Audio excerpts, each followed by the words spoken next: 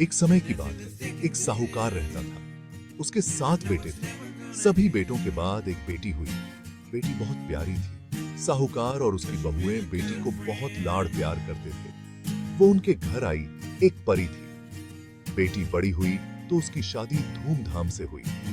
ससुराल में भी उसे सबका प्यार मिला, लेकिन किस्मत को कुछ और ही मंजूर था। एक दिन कार्तिक मास की अष्टमी को साहूकार की बेटी अपने मायके आई हुई थी। वो अपनी भाभियों के साथ जंगल से गोबर लेने गई। वहां उसने अनजाने में स्याहू माता के बच्चों को मार डाला।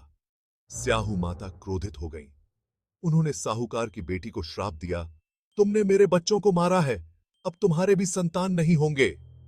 यह सुनकर साहूकार की बेटी बहुत दुखी हुई। साहूकार की छोटी बहू बहुत दयालु थी। उसने अपनी ननद की मदद करने की ठानी।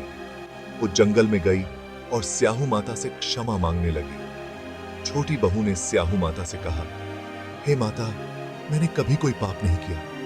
मेरी ननद से भूल हो गई, कृपया उसे माफ कर दो।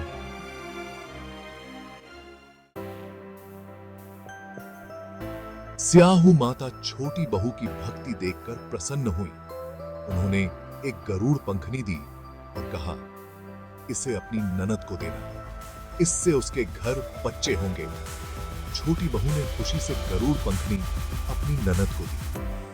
ननद ने स्याहू माता की पूजा की और गरुड़ पंखनी को अपने पास रखा। स्याहू माता के आशीर्वाद से साहूकार की बेटी को संतान की प्राप्ति हुई। स्याहू माता की कृपा से उसका घर खुशियों से भर गया। तभी से अहोई अष्टमी का व्रत रखने की परंपरा शुरू हुई। इस दिन महिलाएं अपनी संतान की लंबी उम्र और सुखी जीवन की कामना करती हैं। यह अपनी पीढ़ी से थी।